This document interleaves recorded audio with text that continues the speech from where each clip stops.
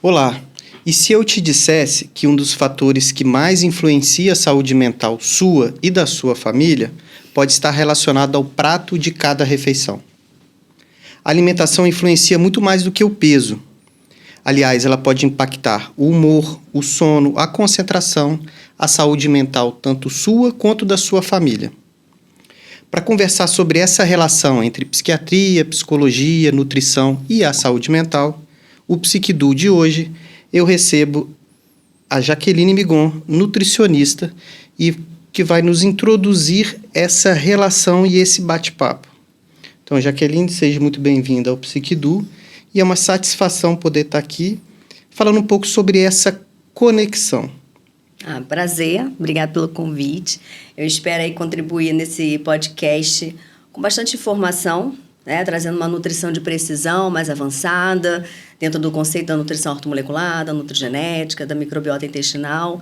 Eu digo sempre que a primeira linha de tratamento, de cuidado na saúde mental, é o que você coloca à mesa, né? Então, é o seu prato. Então, não é só o que transforma, o que você come que se transforma em calorias, mas principalmente o que você coloca no prato, ele vai servir de combustível para os seus neurotransmissores e também vai ser uma informação para os seus genes. Então, por isso que hoje existe a ligação tão forte da nutrição com a saúde mental na redução de sintomas como irritabilidade, depressão, ansiedade, enfim, outros mais. Isso é muito importante, né? Se a gente pensar a saúde mental de uma forma geral, e a gente tende a aprender a olhar os sintomas emocionais, né, como algo multifatorial. Esse é o ideal, né? Exatamente. Dentro da psiquiatria moderna.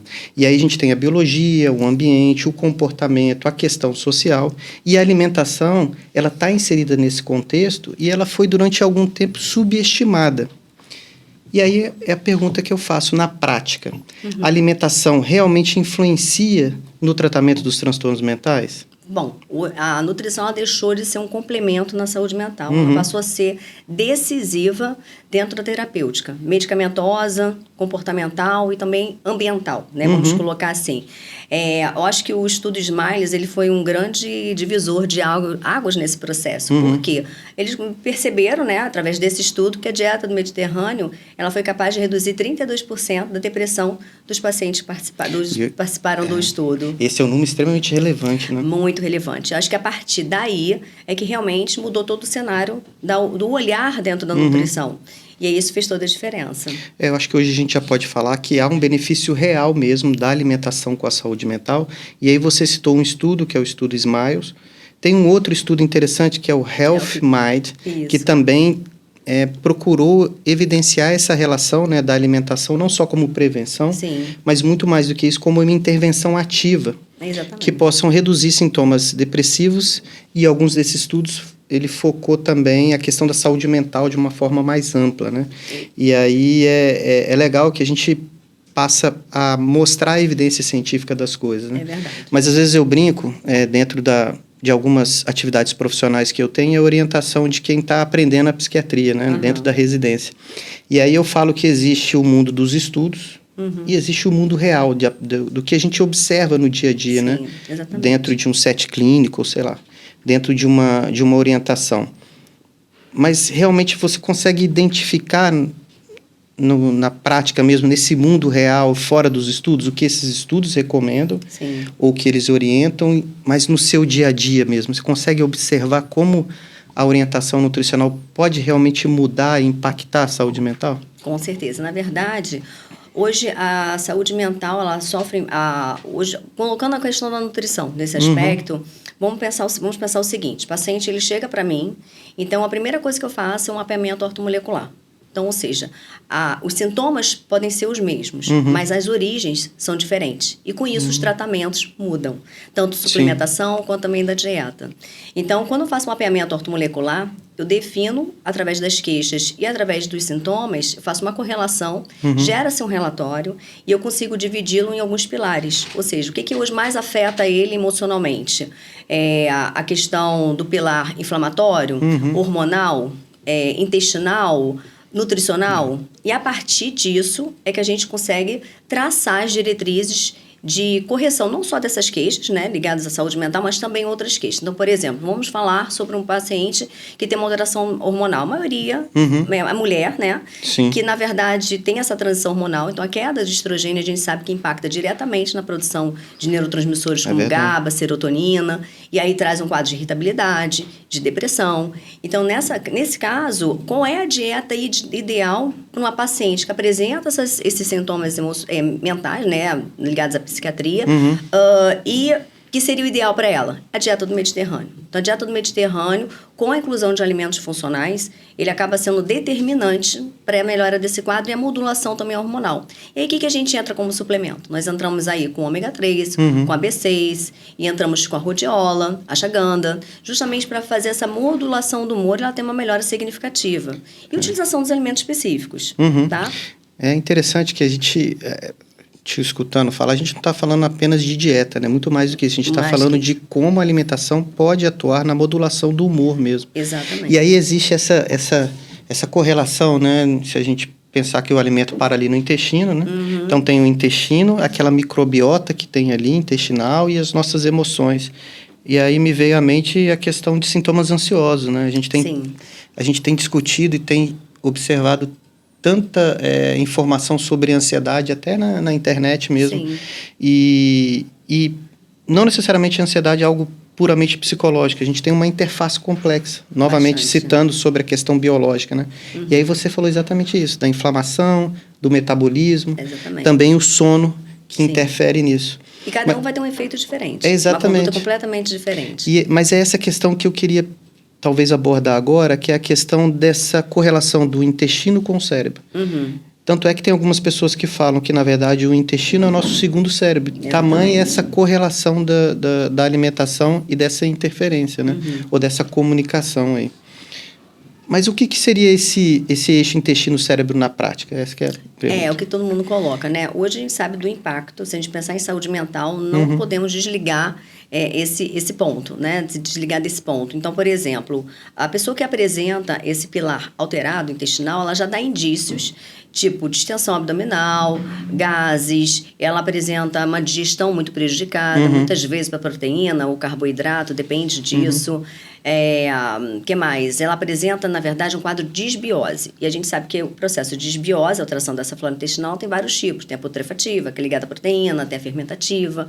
E a partir disso é que a gente elabora um plano ideal, que é a base de probióticos, né? Principalmente probióticos, zinco carnosina, glutamina e outros nutrientes importantes para melhorar esse cenário. Então, o que acontece hoje a nível de intestino? A gente sabe que existe um sistema, né, neuronal ali, independente, que funciona e que está sempre em conexão direto com o cérebro. Ou seja, existe um sistema nervoso no intestino, né, que é o sistema entérico aí. Exato, que é mais falado. de 500 mil neurônios, né? Então, na verdade, tanto que o nosso intestino ele produz pelo menos 30 neurotransmissores.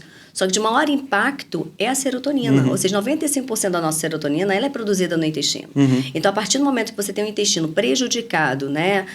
Que você tem um intestino mais permeável, que a gente chama de leak gut, né? Você tem a passagem de várias substâncias para a circulação e aumenta a produção de citocinas que vão ter uma atuação diretamente esse eixo cérebro-intestino. E aí gera um quê? Um cérebro que a gente chama de neuroinflamação. Então, toda a modulação que ela é feita não é só tratando esse intestino, né? Corrigindo essa desbiose, porque a gente não trata de desbiose, a gente corrige. Mas, principalmente, reduzindo a produção de agentes inflamatórios que teria uma correlação direta, né? Na produção de cortisol, na produção de substâncias que vão afetar também a produção de neurotransmissores. Então, você tem aí um intestino que você tem uma baixa produção de serotonina, aumentando a compulsão por doce, mudando o seu padrão alimentar, e também você tem o prejuízo na produção de neurotransmissores, porque um intestino que está prejudicado, ele tem um processo absortivo também prejudicado. Sim. E a gente sabe da importância do zinco e magnésio, por exemplo, na modulação da ansiedade, que acaba muitas vezes essa deficiência mimetizando sintomas de ansiedade e irritabilidade. É isso, né? Porque é uma coisa interessante a gente pensar que você citou algumas palavras aí, né? A questão da disbiose, aqueles micro-organismos que existem no intestino, que estão lá e que devem estar.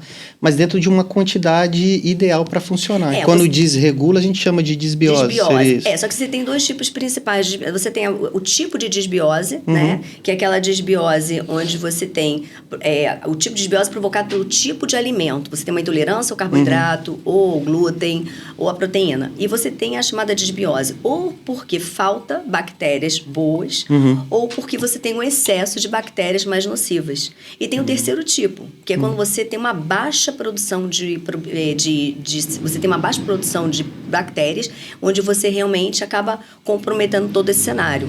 E aí, se você tem uma superpopulação de bactérias nocivas, a gente chama de SIBO, né? Que é a superproliferação de bactérias. Fazer só um parênteses aí pro pessoal que está nos assistindo, né? A gente teve um episódio do Psiquidu que a gente conversou com uma gastro, né? A doutora Amanda, e foi bem interessante que a gente abordou esses temas, né? Isso. E eu lembro que naquele momento eu não conhecia muito essas palavras, né? Para mim, SIBO era nome de um cachorro, né? Eu gosto de cachorro. Né? E eu falei, poxa, SIBO, mas aí que ela explicou e você está complementando. Superproliferação bacteriana. Então, você pode ter dois tipos de disbiose nesse sentido, tá? Uma SIBO, que é a superproliferação bacteriana, as bactérias mais nocivas, ou você pode ter a chamada SIFO, né? SIFO? SIFO, ainda tem o SIFO. O pessoal vai fazer a correlação. Um novo nome, né? SIBO e SIFO. Uma aula, né? O SIFO já é uma superproliferação fúngica, onde você tem um aumento de cândidas, né? Que já constitui ali aquele pool de bactérias. Só que essa superproliferação, ela vai gerar candidíase nas mulheres, além de todos os outros sintomas. Então, a gente tem... O SIFO, eu confesso que eu não conheci também, não. SIFO e SIBO. SIBO, né? Exatamente. Aí, obviamente, os protocolos mudam, porque antigamente, basta tomar um probiótico, tá tudo certo. Não. Hoje, existem probióticos específicos. Por exemplo, hoje a gente tem estudos consolidados na saúde mental, por exemplo. Isso, exatamente. Dos probióticos. Mas uma dúvida é o seguinte, os probióticos, eles necessariamente são suplementos de forma de cápsula, de comprimidos, ou eu posso dizer que alguns alimentos, ou eu posso fazer umas... Eles podem ser considerados também probióticos, né, dentro dessa suplementação. Sim, você pode pensar... vamos pensar assim, numa linha de melhora da flora intestinal, você tem primeiro a alimentação, né, onde você vai melhorar a qualidade da oferta de fibras. E não adianta só dar fibra, porque se você não tem bactéria para fermentar, você vai distender do mesmo jeito, que é o maior erro. E aí você tem a reposição de cepas, né, de lactobacilos ou bifidobactérias. Normalmente, uma paciente já tem uma condição como essa, já de uma disbiose, uma SIBO, por exemplo, a gente precisa fazer essa reposição em quantidades maiores e específicas. Então, a gente tem aí mais de 1.000 cepas. E aí precisa de uma suplementação maior do que a sua mais. alimentação. Tem pacientes que eu chego a 20 bilhões, né? E o que você encontra no mercado? Você encontra suplementos, mas os suplementos muitas vezes têm uma cepa, ou tem 3 cepas, mas não são as cepas específicas para aquilo que você precisa. Então, normalmente, são cápsulas gastroresistentes, onde a gente possa ter uma preservação dela, né? Para ser liberada a nível de intestino delgado. E, além disso, normalmente coloco como livre de lactose e glúten. Porque também não adianta uma cápsula que vai prejudicar essa flora também. Sim. E pode ser na forma de sachê, flavorizado. Sempre o uso indicado é antes de dormir. Porque você vai ter uma colonização ao longo da noite. Se você faz uso durante a manhã, você vai comer, você vai ter uma perda e você não vai ter a reposição, né? A proliferação dessa bactéria de uma forma adequada. Acho que isso mostra a importância do acompanhamento correto, né, com o profissional. Porque são tantas variáveis e tantos detalhes, né? Sim. Às vezes interfere o período do dia que faz a suplementação. Sim, e o tipo de bactéria também. Uma outra expressão que eu já vi, e tem alguns protocolos que mostram isso, né? Como algumas estratégias nutricionais potencializam mesmo os tratamentos já preconizados, seja medicamentos e terapias, né? Para casos que às vezes estão refratários, a gente pensa, eu vou associar mais um remédio, eu vou fazer mais o quê? E a gente esquece de ver isso de forma mais ampla. Às vezes eu posso potencializar com uma orientação nutricional. E existem alguns termos, pessoas utilizando a expressão psicobióticos. Já ouviu falar isso também? Sim, exatamente isso. E a gente sabe hoje, tem estudos consolidados. Hoje a gente fala dos 2 probióticos muito importantes a nível de saúde mental, né? Que é o Orvéticos e também o Bifidobacterium longo, que são os 2 principais. Como é que é o nome? Bifidobacterium longo. Bifidobacterium. Bífido, né? Não é bife, não, é bífido. Bifidobacterium longo. E também nós temos Lactobacillus helvéticos. Claro que a gente acaba utilizando o Thermophilus, Ramus e outros mais conforme aquele cenário que se desenha pra gente. Mas hoje, eles acabam funcionando como verdadeiros antibióticos. Mas muitas vezes, a gente não trabalha só com probiótico, a gente também trabalha com enzimas digestivas. Porque uma das causas da disbiose não é só comer mal, né? Não ter uma boa qualidade nutricional. Mas também você tem uma deficiência enzimática, você tem uma hipocloridria, uma acloridria, uma diminuição dessa produção de suco digestivo. Isso interfere até no processo de absorção. Totalmente. A gente não tem conversão do ferro na forma ativa. Onde o que eu mais pego são pacientes com níveis de ferritina bem baixos, tá? E também já iniciando um quadro de anemia. Pego várias pacientes, por exemplo, com baixíssimos níveis de B12. A gente sabe da importância da B12 hoje na saúde mental. E não estamos falando aí de 500 de B12. Estamos falando de 200, 100 e pouco. E que mimetiza muito um quadro de depressão. Exatamente. Então, quando a gente melhora esse intestino, o que acontece? A gente também melhora o potencial de ação do medicamento e muitas vezes você tem até doses mais reduzidas dele, isso já é comprovado. Que hoje esse tipo de modulação, ele traz benefícios até mesmo dentro da terapêutica medicamentosa. Porque quando você melhora o seu intestino, você também melhora o seu processo detox hepático. E aí, consequentemente, melhora o metabolismo como um todo, você melhora o processo de liberação de toxinas. Isso é interessante, a gente esquece, né? Quando a gente toma um remédio pela boca, você tem esse processo de absorção do trato gastrointestinal. Às vezes, estômago, intestino, aí vai depender da medicação, né? E se isso não estiver funcionando bem, o básico da medicação não funciona, que é o processo de absorção. É isso aí. E, na verdade, facilita o médico, traz mais qualidade para o paciente, consequentemente, e melhora ele como saúde de uma forma geral. Porque isso a gente está focando no agora, a nível ortomolecular. Só que isso tem uma ação muito mais específica quando a gente entra na nutrigenética, que a gente consegue mexer nesse papel, né, nessa função, através de uma ação muito mais expressiva. É legal. É impressionante como esse eixo intestino-cérebro ele está realmente muito interligado e funciona mesmo na prática. Eu vou dar um exemplo para as pessoas. Às vezes a gente fala assim, nossa, eu estou mais ansioso, dá vontade de comer mais, eu como muito. Mas na verdade aquela pessoa não necessariamente está com fome. Ela está com vontade de comer mais, né? Alguns períodos da fase da mulher, né? Sim. Principalmente algumas alterações naquele período pré-menstrual, que são alterações hormonais, ou então na gravidez, ou então no pós-parto imediato, e até naquela fase onde começa a falhar a menstruação, que é o climatério, e na menopausa, é uma bomba hormonal que vai se alterando, e isso interfere, inclusive, na questão de ansiedade e na fome. Eu estou fazendo todo esse parêntese para perguntar se existe uma diferença entre a fome emocional, se existe essa expressão, né? A fome emocional e a fome fisiológica mesmo. Quando você come é porque realmente fisiologicamente você está com fome. Mas existe também essa emocional e qual é essa diferença? Bom, fome física ela é muito clara, né? Ela é gradual, ela vai aumentando ao longo do dia à medida que você não vai comendo. O ponto final dela é a satisfação, ou seja, você comeu, você ficou satisfeita. E qualquer alimento, ele vai resolver o seu problema. Um alimento saudável ou qualquer alimento. Porque, na verdade, o objetivo ali é cobrir a sua fome, né? Que é física, é fisiológica. Já a fome emocional, ela termina com a culpa. Ela não termina com a satisfação. Na verdade, é um buraco que você não consegue preencher. Às vezes gera mais sofrimento, né? Mais sofrimento e, na verdade, você busca alimentos que visem a compor o que está deficiente no seu organismo. Normalmente, você está com baixos níveis de dopamina, você tem alteração dos níveis de cortisol, e aí, obviamente, você tem uma redução desse neurotransmissor que faz... E quando você tem aumento de cortisol, você tem um senso de urgência. Então, o que é o senso de urgência? O senso de fuga, o senso de defesa. Ele vai trazer para o seu corpo tudo aquilo que gera um nível de conforto, de reserva, de proteção. E caloria, né, vindo da gordura e de carboidrato, é a energia que o corpo precisa naquele momento de perigo para poder relaxar.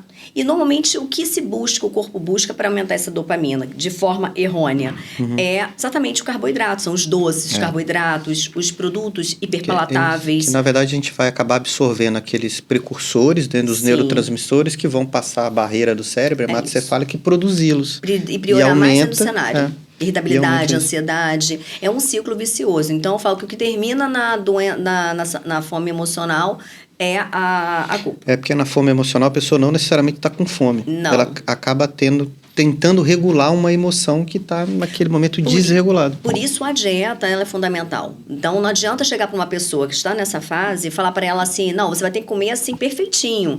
Não, tem que levar em consideração, vai falhar o processo. Então a gente precisa corrigir o que está baixo, o que está alterado, modular isso, trazer uma dieta dentro daquilo que ela gosta de fazer, mas dando sugestões diferentes, esse é o papel do nutricionista. Ela não vai deixar de comer uma sobremesa de chocolate. E entender essa questão mais complexa, mais ampla. Né? Não adianta você ser aquela coisa rígida, aquela tabela, você tem que seguir isso aqui, não. E aí talvez não funcione. Né? Hoje a gente trabalha muito mais com qualidade, precisando de nutrição de precisão, né? Entender o que de fato está acontecendo, devolver o que precisa e equilibrar os outros, né? Porque assim, hoje a gente precisa construir um estilo de vida lá para frente. Se você tem uma expectativa de viver até os 90 anos...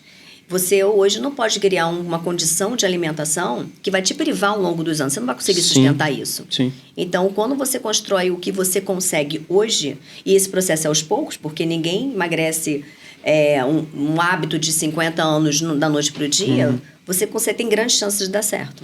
Você usou um termo aí interessante que eu li também sobre a nutrição de precisão. Né?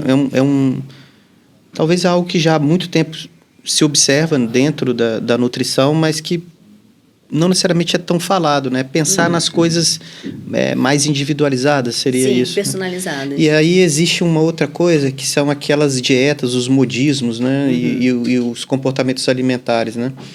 Existem padrões alimentares que entram muito na moda, que todo mundo fala. Aí eu vou citar alguns aqui que eu já passei ao longo desse processo lendo, né? Jejum intermitente, low carb... Pessoal que tem um estilo de vida ligado à dieta vegana ou sem glúten, cetogênica, tem um monte de nome. Exatamente. Você citou a dieta do Mediterrâneo, que tem uma comprovação científica. Sim. Mas na prática clínica, às vezes, o problema não é a dieta em si, né? E sim o comportamento alimentar, não só da pessoa, porque aquela pessoa vive numa família. Então, se uma pessoa dentro da casa faz só uma dieta e o outro padrão da família não segue, é mais difícil você... ter aquela orientação sendo corretamente executada. E fora isso, tem as pessoas que criam identidades, né? Eu sou vegano, eu sou cetogênico, eu sou low carb. E aí a pergunta é por que essas dietas da moda funcionam tanto no início, quando você faz, mas depois no longo prazo não necessariamente se mantém, né? Bom, vou colocar alguns pontos... assim, que eu considero pontos importantes.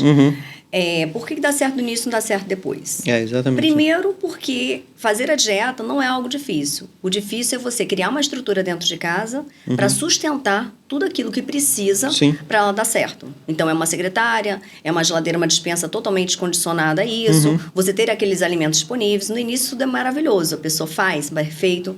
Mas a manutenção, ela acaba sendo um grande ponto falho.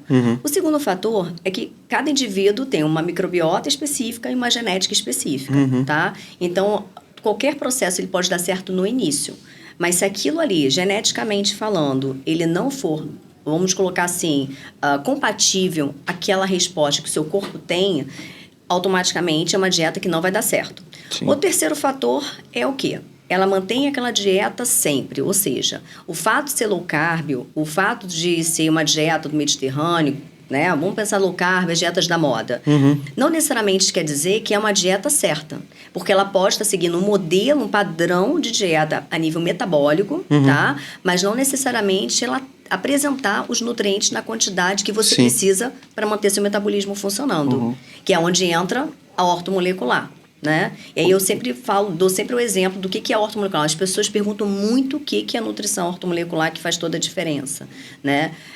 Pensa que hoje você tem um carro de alta potência. O que você precisa minimamente? Você precisa do combustível, né?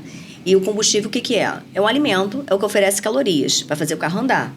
E agora você precisa escolher um combustível de qualidade. O que é um combustível de qualidade? Seria carboidratos, lipídios e proteínas.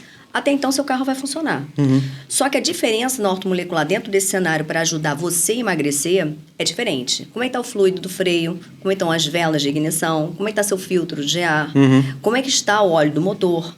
E aí sim, isso é a nutrição ortomolecular. É o como está funcionando o seu motor. Você pode estar com o carro funcionando, mas o motor ele precisa de uma revisão. Então, a ortomolecular ela é uma revisão técnica. Ou seja, o que está fora do lugar que a gente precisa melhorar para otimizar aquela dieta e você dar continuidade ao seu emagrecimento. Uma outra coisa que influencia muito isso, né, da não continuidade, da dificuldade da pessoa manter os resultados da dieta, é não fazer o processo cíclico. Então, por exemplo, quando um paciente ele chega, muitas vezes ele não tem um estudo genético, né, de como o corpo dele responde à expressão genética que ele carrega, né, que a gente chama de nutrigenética, que é diferente da nutrigenômica e diferente da epigenética. E aí, o que acontece? Vou dar o meu exemplo. Eu fiz meu estudo genético, entrei no processo de menopausa, e eu nunca respondia bem à dieta low carb. Né? E fora a questão de suplementação de vitamina D, eu suplementava e não melhorava. Estava com um alto nível de processo inflamatório e fiz um quadro de SIBO, tá? Por conta da queda hormonal. Fiz o estudo genético e lá no estudo genético estava muito claro, né? Que eu apresentava altos níveis de genes, né? Heterozigóticos, não eram tão fortes, para o processo inflamatório. E isso era exacerbado com a menopausa.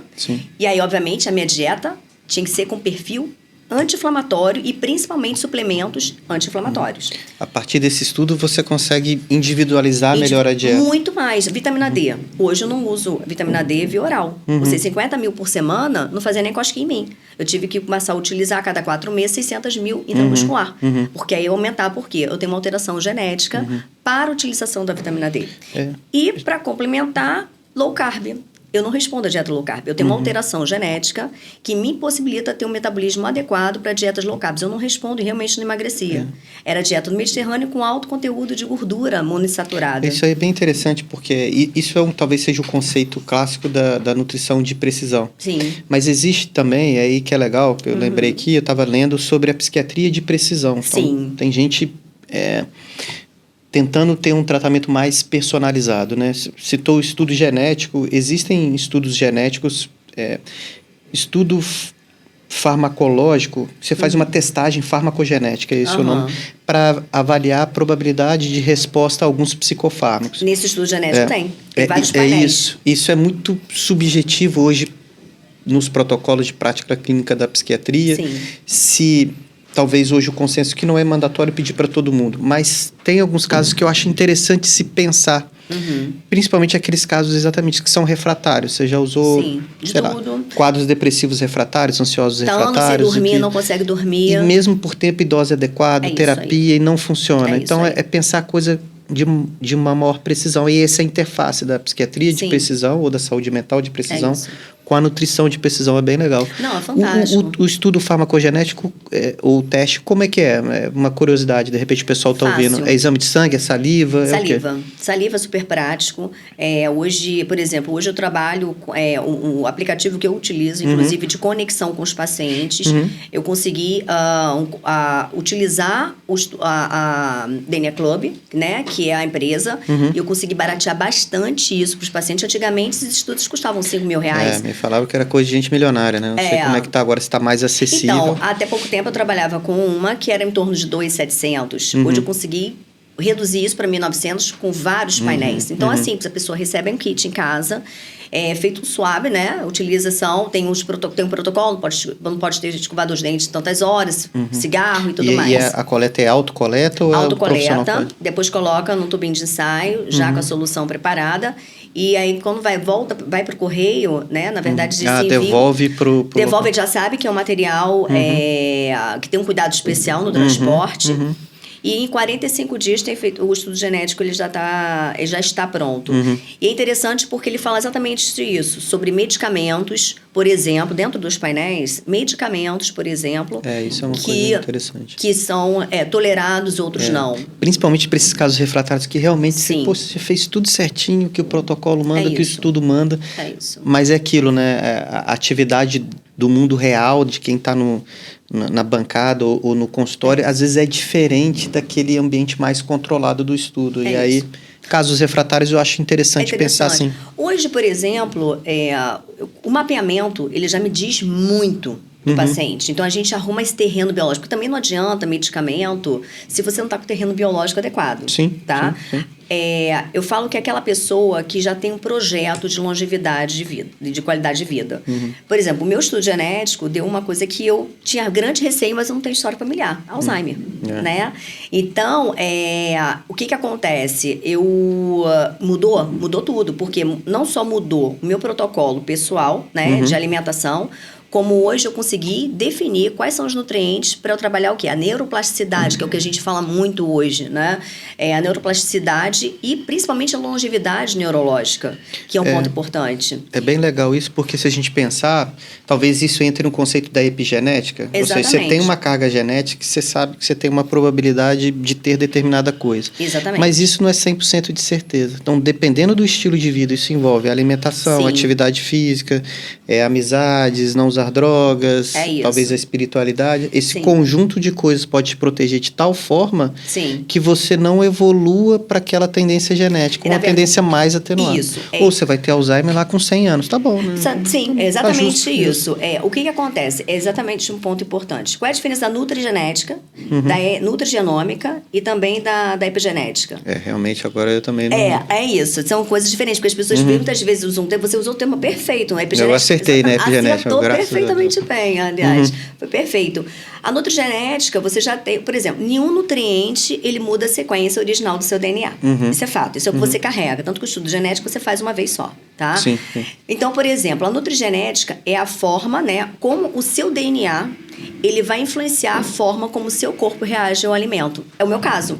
Eu tenho um histórico genético onde eu não aproveito bem uma dieta, não tenho resposta à dieta low carb. Sim. Isso é interessante, porque muitas vezes você está ali batendo cabeça num modelo de dieta que não é para você. Né? Mas a minha vizinha emagreceu tantos quilos e eu não consigo. Não. Microbiota, genética, ok. Aí a gente tem a chamada epigenética, como você colocou. Exatamente. É a influência do estilo de vida e da capacidade de determinados nutrientes ou de aumentar a expressão de determinados genes, como a gente está falando hoje do BDNF, né, que se fala muito, que na verdade é o nosso adubo cerebral. Quando a gente fala em TDAH, em TEA, está dentro desse quadro.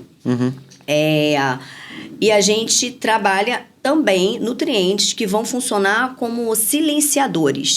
Ou seja, você pode ter uma tendência, como eu, ao Alzheimer, eu tenho essa genética forte, homozigótica, mas eu posso silenciar os meus genes. Então, eu posso melhorar a expressão da neuroplasticidade através do BDNF, mas eu também posso silenciar os genes que eu não quero que cresçam, né? Ou seja, que se desenvolvam. Você consegue alterar aquelas... Que não é uma sentença, né? Aquela tendência. Exatamente. Na verdade, você tem dois caminhos. Se não fizer nada, você já sabe qual o caminho. Se fizer... isso. Às vezes, isso a gente vê muito com uma coisa do diabetes tipo 2. Você fala, minha glicose está alta. Você tem parente com diabetes? Sim, minha mãe era, minha tia era, meu primo era. Se você não fizer nada agora, também vai pro caminho. Mas se você fizer, muda, né? Muda. Na verdade, eu falo que muitas vezes não, hoje nós somos responsáveis pelo destino da saúde que nós queremos. Tem coisas que você não vai mudar, mas a maioria você pode melhorar, você pode modificar e mudar o seu cenário.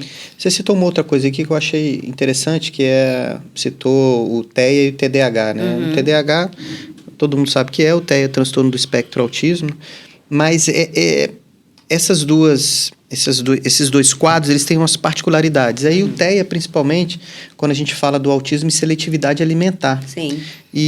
Mas, na prática, até que ponto isso é única, esse comportamento de seletividade alimentar única exclusivamente dentro de uma característica do espectro, ou se talvez seja uma questão mais comportamental daquela família que estimula esse processo, né?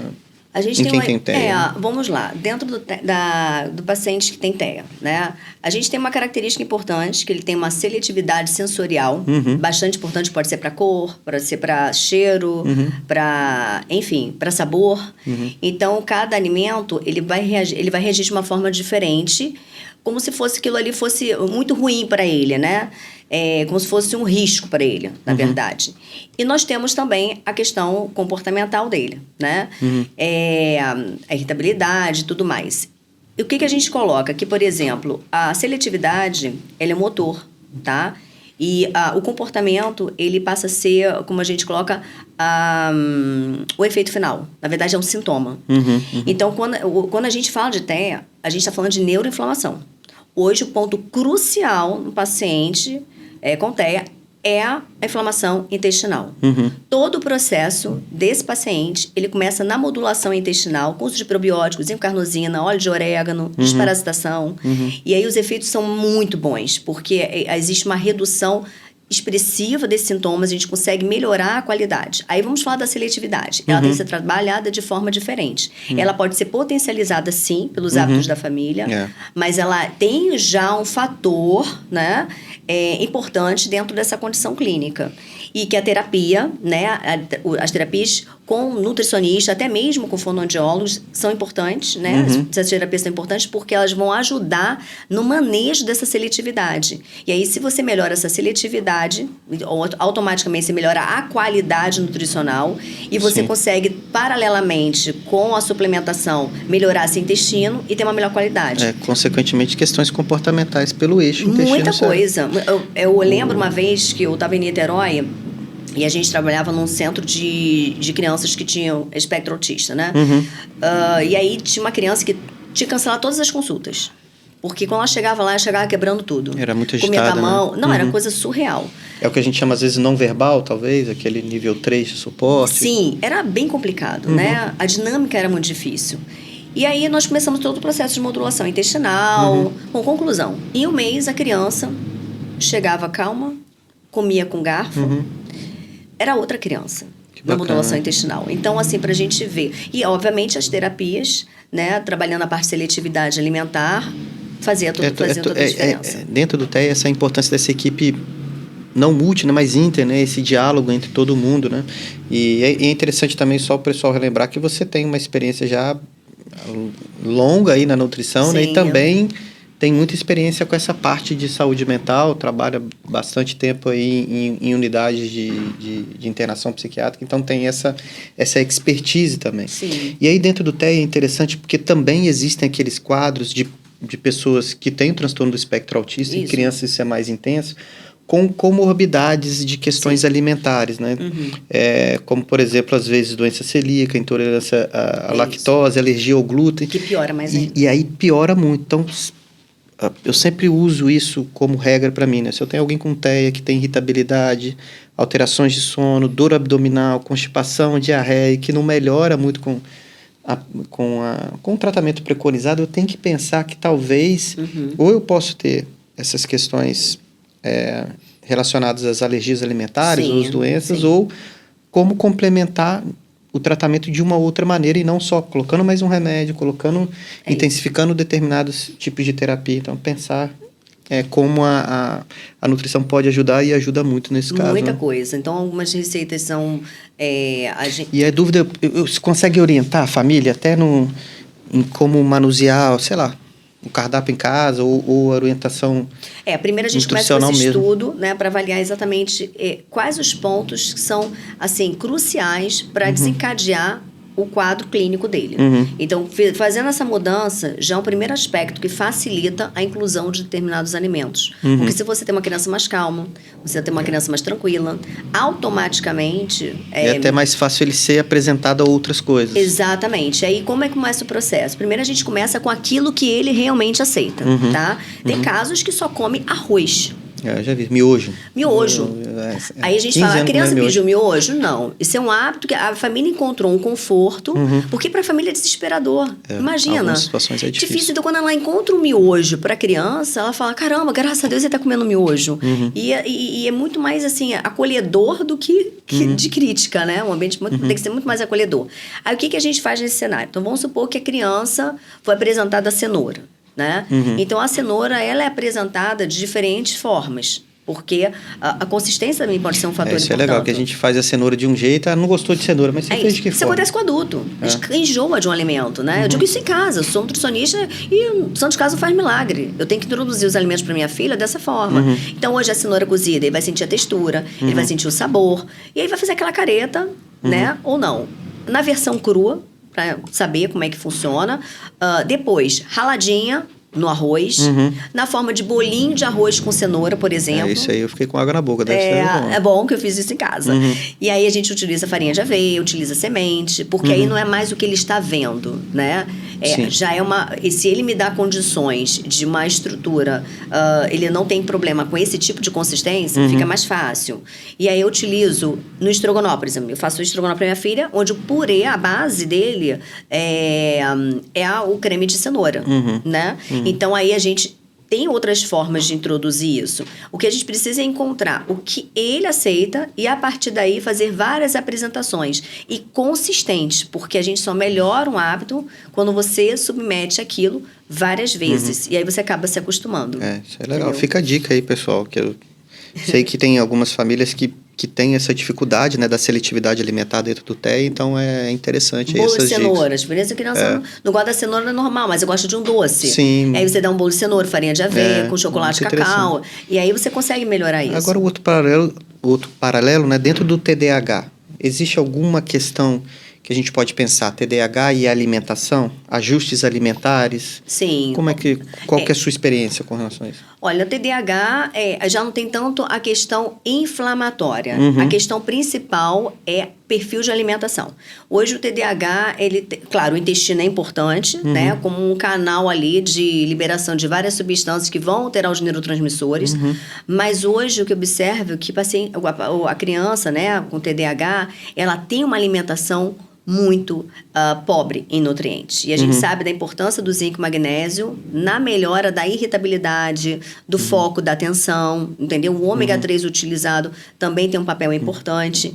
E aí, normalmente é uma alimentação riquíssima, industrializados, no biscoito, porque você quer silenciar a criança. Ela está lá agitada, vamos acalmar essa criança. E normalmente o que você acalma é com alimentação. Às vezes até dentro da hiperatividade e impulsividade dela, é mais fácil pegar um biscoito recheado. Sim, e que piora. Porque os conservantes, eles vão funcionar como sequestradores de dopamina. Sim. E, consequentemente, isso vai afetar essa questão do foco e atenção. Novamente pensar, talvez, nessa orientação, né, da nutrição mais individualizada, como uma estratégia de potencializar, e não simplesmente eu vou subir a dose do estimulante, da Ritalina, lisdexanfetamina, enfim, e outras medicações utilizadas para o TDAH, né? Pensar de outra forma, né? Eu queria até avançar um pouquinho mais, quando a gente fala de nutrição de precisão, a gente tem o Celanc e Cemax, né? E o que acontece? São peptídeos, sem efeitos colaterais, que eles atuam na neuroplasticidade, cada um da sua forma, né? Na neuroplasticidade, na expressão do BDNF, e tem trazido resultados muito interessantes. Se não me engano, fator neurotrófico derivado do endotélio. Exatamente, isso mesmo. Eu tive uma prova uma vez, eu acertei, eu nunca mais esqueci. Então. E aí, o que acontece?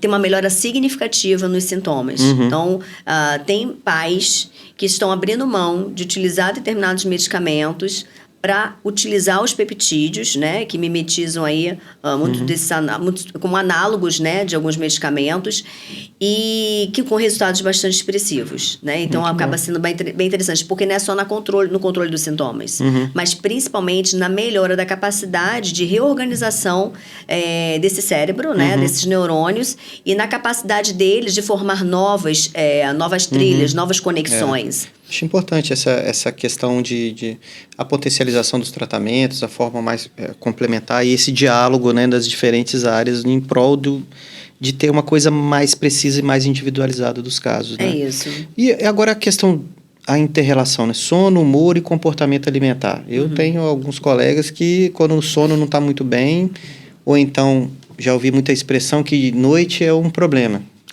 Que levanta à noite e aí vai lá na geladeira e assalta toda a geladeira. Exatamente. E será que a gente pode pensar no sono desregulado ou numa privação do sono e na interferência do funcionamento cerebral e, consequentemente, ter uma relação mais desregulada com a comida? Total. Hoje eu vou falar para você que 70% a 80%, tudo bem que o perfil das minhas pacientes hoje são mulheres já em transição hormonal a partir dos 35 anos. Né? Então, a gente tem um eixo aí hormonal bastante importante que afeta. Mas hoje nós temos fatores ambientais, como o uso de tela até tarde, dormir muito tarde, acordar cedo, mas não ter um número de horas adequado. Então, o que você vai fazer? Você, primeiro cenário aí, você tem uma alteração do córtex, né? Pré-córtex. E o que acontece? Você tem uma diminuição da sua capacidade de controle, né? E você também tem uma hiperestimulação das amígdalas, né? Que exatamente vai fazer o quê? Exacerbar suas emoções. Esse é um cenário, tá? É porque você tem essa interligação, né? As amígdalas, emoções e o córtex pré-frontal, talvez o comportamento, o freio, né? Exatamente, então, não tem. Desligando e aí você... Você não tem isso, você tem uma hiperestimulação, né? Então, por conta dessa redução da qualidade do sono. E você tem... É importante identificar qual é a causa do sono, da diminuição do sono, porque isso é um ponto importante. Sim. Porque se você tem uma causa hormonal, é um caminho. Se você tem uma causa comportamental, é outro caminho. Que a gente chama insônia primária, né? Que é só o problema do sono, e a secundária. E às vezes é secundária, uma depressão, uma ansiedade ou algo assim. Que influencia. E aí você vai trabalhar com aquilo que está faltando para repor. E tem a questão que a partir do momento que você dorme mal, você não tem um sono profundo, automaticamente você tem aí um aumento nos níveis de cortisol, que aumenta mais ainda a sua ansiedade, a sua busca incessante por aquilo que funciona como uma fonte de energia e de apelo emocional. E você tem uma redução dos níveis de leptina e grelina. Tanto que eu solicito nos exames a dosagem de leptina. E eu vou dizer para você que eu tenho encontrado vários pacientes com resistência à leptina.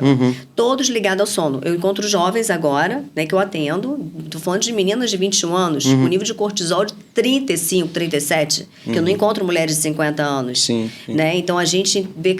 O que isso impacta? Tudo. Isso impacta na sua fome, porque ao invés de você ter um controle da fome, você constantemente está com fome. Sim. E aí também tem muito mais uma questão de fome emocional, uma fome fisiológica, provocado por esse desarranjo aí hormonal.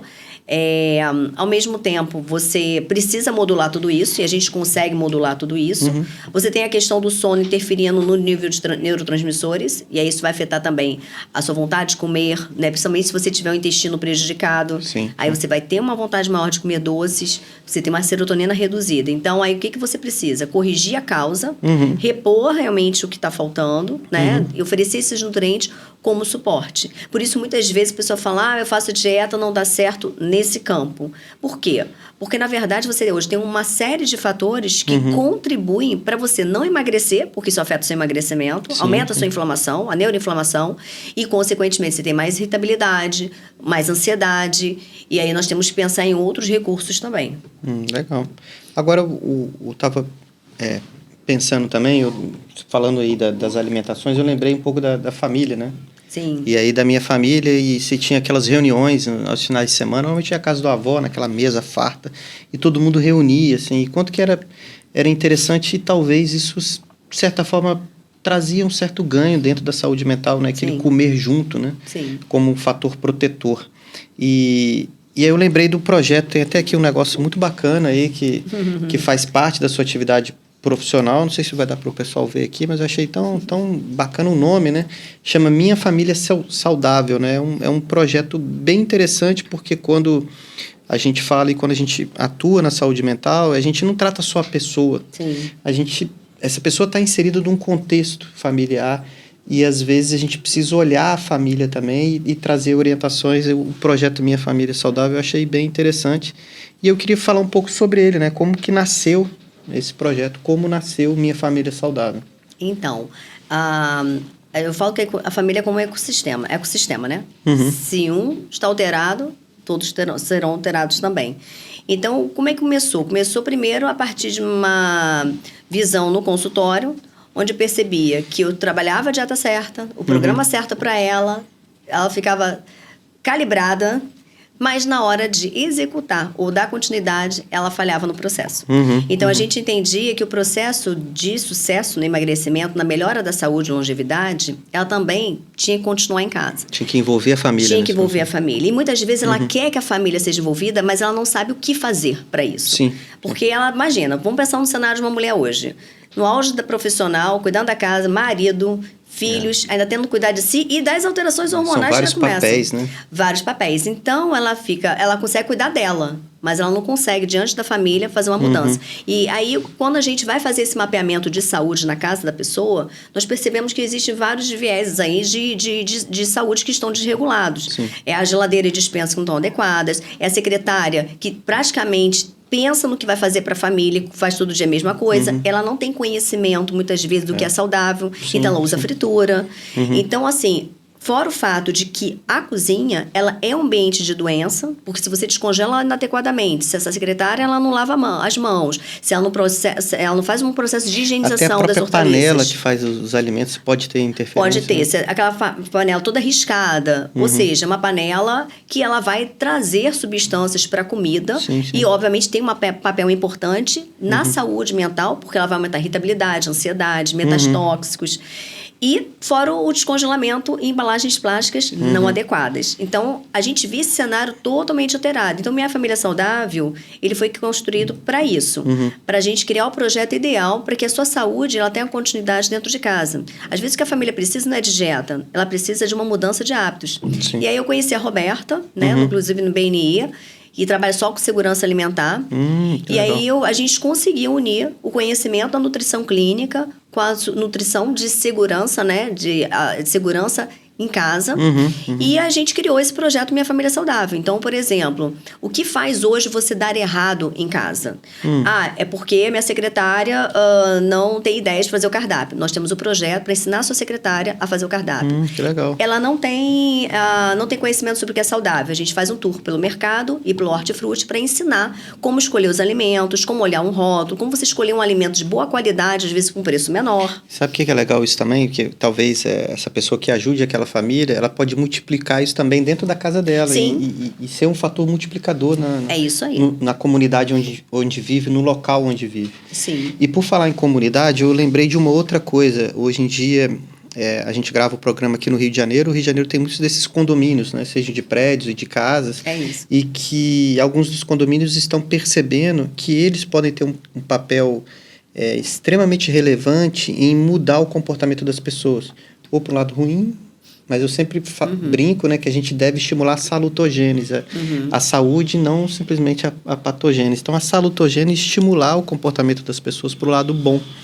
E o condomínio é um ambiente social ali que quase nunca as pessoas pensam nisso, né, em estimular a saúde. E talvez estimular a alimentação também seja boa. Sim. Você acha que o projeto aí, Minha Família Saudável, pode ser inserido nos condomínios? Como que daria para fazer isso? Então, Minha Família Saudável, a gente vai começar esse projeto dentro dos condomínios, inclusive. Que legal. Porque hoje o condomínio, o que ele pensa? Ele pensa no lazer, ele pensa na segurança, mas não existe nenhum um projeto de saúde construído lá dentro, como horta. Nem todos os condomínios têm horta, né? Perfeito. Um projeto de educação nutricional, workshops, curso para crianças como Mini Masterchef. Então, assim, esse é um projeto que a gente tem. Então, o nosso objetivo hoje é entrar nos condomínios, entrar com um sistema de projeção de saúde mesmo, com palestras, com dicas, encontros, avaliação da saúde, para que as pessoas possam entender de que maneira elas estão e o que elas podem melhorar dentro do seu ambiente, né? E esse é o projeto que a gente está começando agora nos condomínios a partir de julho, que realmente era algo que a gente queria já praticar há muito tempo. Bacana. Por que acontece? Nos últimos 20 anos, Caio, a gente teve a indústria teve uma importância negativa na vida das pessoas. Então, nós trocamos o tempo por produto. O que significa? Significa que ela, ao longo desses 20 anos, através do marketing, vem te dizendo: você tem pouco tempo, então consome os meus produtos. Para que ficar na cozinha, se você aqui tem tudo muito pronto? E com isso, esse cuidado, essa geração, né, da saúde, ela acabou se perdendo. Então, cozinhar virou um fardo. Com hábitos menos saudáveis. Né? Menos saudáveis. O que a gente quer hoje é mostrar que praticar isso dentro de casa é muito mais barato, entendeu? Verdade. Muito mais fácil. Tem uma área, que fora do Brasil já é uma especialidade, né? Que é a psicologia do estilo de vida, ou a psiquiatria do estilo de vida. Um pilar é justamente a alimentação. São como que você modifica as pessoas estimulando a saúde. E aí, se eu não me engano, tem uma frasezinha que é menos processado e mais natural, para estimular as pessoas a fazerem justamente... E embalar menos. Acho que é isso aí. Desembalar menos, tá vendo? É isso aí. Mas o raciocínio é esse. Mas exatamente isso. Agora Agora, se você oferece uma estrutura para a pessoa, que às vezes é o que ela precisa. A pessoa pede quentinha... nas empresas, tá? Para facilitar. Nem todo mundo tem esse conceito. Hoje a gente faz um cardápio personalizado conforme o estilo da família e já entrega quentinha personalizada para ela. Então, ou seja, isso é muito mais barato porque o que ela compra de comida saudável, bota na geladeira e estraga. É verdade. É muito maior. Verdade. Talvez a grande revolução de saúde não esteja simplesmente em procurar alguém depois que você adoece, né? A grande revolução é justamente você estimular cada vez mais a sua saúde, e dentro dos condomínios pode estar um grande foco aí de estímulo da saúde. E ser saudável, ele não exige muito não existe só não existe recursos. Na verdade, ele é muito mais fácil de você implementar. O que a gente quer é colocar na cabeça das pessoas o seguinte: hoje está saindo de uma época do agora, do imediato. E a ideia é expandir essa mentalidade para os próximos 40, 50 anos, porque essa expectativa de vida aumentou. Hoje, uma jovem de 26 já tem expectativa de 100 anos. É verdade. Então, o que você vai fazer com isso? Da forma como as coisas estão, como você faz hoje, como está a sua estrutura, como você acredita que vai estar nesses próximos anos? E aí, hoje, nós temos recursos para trabalhar tudo isso, né? Desde uma escolha saudável, uma melhora da estrutura dentro de casa, até uma suplementação mais assertiva, uma nutrição de precisão, um estudo genético que só faz uma vez, onde você não precisa ficar percorrendo vários vários legal, profissionais. sabe? Eu não tinha parado para pensar. O estudo genético ele tem o seu custo. É pesado, 10 assim. 10 parcelas, 190. Eu não acho caro. Quanto você gasta hoje? Muito mais acessível. Muito mais acessível. E faz uma vez só, é interessante. Assim, não tinha parado. Varia, claro. Se você quer um painel muito mais completo, mas a gente acaba direcionando o painel que é o básico, é o ideal, que já te dá muita informação. O meu painel genético, ele me deu 76 páginas. Muita informação. Ainda tinha que interpretar isso tudo, né? Já vem interpretado. O que acontece? Você não pega esse painel e com a sua resposta, com o seu resultado, não. O que acontece? Eu tenho uma reunião com o laboratório, eu converso com os especialistas lá, discuto o seu caso. A partir daí, eu desenvolvo todo o programa alimentar voltado para o seu perfil genético, para aquele estilo de vida que você tem, porque você busca. Ou seja, a precisão naquilo, né? E suplemento que você precisa na quantidade certa. Sim, sim. Bom, uma outra coisa que eu queria abordar, a gente está chegando no final, né? Mas existe algumas pessoas que sempre querem atalhos, né? Eu acho que quanto que é importante a gente realmente ter um entendimento e mudar o nosso estilo de vida, estimulando a saúde. Mas existem aquelas canetas emagrecedoras aí que estão muito na moda. E que tem um detalhe trazendo algumas alterações que estão aparecendo mais agora no longo prazo de uso, né? Às vezes até de saúde mental, mas queria saber um pouco a sua opinião, né? Se ela pode estar inserida dentro dessa mudança do estilo de vida, e qual é o papel desse tipo de tratamento, né, das canetas emagrecedoras dentro da nutrição de precisão. Olha, eu não sou contra, pelo contrário, eu sou favorável, mas existe um momento para ela entrar e existe um protocolo específico. Então, por exemplo, paciente meu que já começou o programa alimentar, que é específico para ele, conforme o mapeamento. E aí, dentro desse processo, eu percebo que ele já está mais desanimando com a dieta, ou ele precisa de um resultado melhor, porque ele precisa melhorar o processo inflamatório. Vamos pensar aí nessa mulher com transição hormonal, porque eu fui essa mulher. E que tem um quadro de lipedema, por exemplo. As canetas são excelentes. E você muitas vezes não precisa começar com uma quantidade aumentada. Você pode começar com uma dosagem mínima e até manter essa quantidade mínima. Porque, na verdade, o que o seu corpo precisa é desse gatilho para poder o processo ele continuar. Entendeu? Então, eu sou super favorável. Tem pacientes que têm indicação, tem pacientes que têm indicação, tem pacientes que não têm. Tem pacientes que chegam para mim, olha, eu gostaria de ter esse efeito, mas sem utilizar a caneta. E aí eu utilizo, por exemplo, o Progo, que o Progo é um peptídeo, que não tem efeito colateral nenhum e que atua no nível de GLP-1. Ele reduz fome, ele não tem os efeitos colaterais. Ou seja, que é um mecanismo semelhante a algumas das canetas, vamos dizer assim. Ele é feito a partir do peptídeo do salmão, tá? Resultado é maravilhoso e o custo dele acaba sendo reduzido, tá? Então, ele é ideal para quem está fazendo desmame, é ideal para quem não quer usar caneta ou que não quer aumentar a dose. Então, hoje a caneta é interessante. O que acontece? Acontece que quando a pessoa utiliza a caneta, ela parte do pressuposto que ela tirou tudo que ela precisa fazer para emagrecer. Ou seja, eu não preciso mudar meus hábitos, eu não preciso fazer dieta. E também não precisa ter um autoconhecimento, que acho que isso que é o fundamental, de mudar tudo. Sim. E aí, dentro até do projeto Minha Família Saudável, mudar, inclusive, o comportamento da minha família, isso, né? Da família ou do ambiente, da comunidade onde a gente vive. E aí a pessoa vai desenvolver um quadro de deficiência nutricional importante. Sim. Tá? Sim. Ela perde o prazer de comer, né? Ela perde o básico, né? Mais primitivo da alimentação, que é comer para atender suas necessidades e, principalmente, prazer. Você perde prazer praticamente de comer, tomar um vinho com o seu marido, o que for, né? Por exemplo. E aí você faz graves deficiências. E aí, vamos lá. Deficiência proteica, né? Hoje o corpo, por exemplo, uma mulher que utiliza a caneta emagrecedora, perde boa parte da massa muscular, que é a vitalidade cerebral, hormonal e de vida, né? De longevidade. E deficiência de várias vitaminas e minerais. Hoje o que eu mais pego, deficiência de zinco, B12, vitamina D, magnésio. Secundário ao uso prolongado dos secundário. Ou sem orientação também profissional, não, que é pior. E proteína. Não chega nem a 20 gramas. E às vezes o mínimo, ela precisa, no mínimo, 120 gramas. É muito baixo. E aí, consequentemente, vamos pensar isso em termos de saúde mental. Justamente os nutrientes essenciais para o cérebro, porque o cérebro hoje é considerado o órgão que mais precisa de energia e mais demanda nutrientes. E, obviamente, você vai fazer um quadro de ansiedade, irritabilidade, depressão. Sim. Por conta de uma utilização... o eixo intestino-cérebro aí. Não, o intestino esquece, porque ele afeta a nível intestinal, há um quadro de biose importante. Então, infelizmente, hoje, as pessoas preferem trocar. Acha que é mais prático, né? Aí gasta dinheiro para aumentar o bumbum. Aí gasta dinheiro para fazer uma série de outros procedimentos, quando na verdade seria muito simples. Ela ter um programa específico, nutricional, acompanhando o uso da caneta. Aí o uso da caneta, ele é maravilhoso, ele é perfeito, porque você vai realmente fazer uso de algo que é valioso dentro de um terreno que está preparado para aquilo. Perfeito. Né? Isso que é importante. Bom, Jaqueline, a gente está chegando ao fim, né? Mais esse episódio do Psiquidu.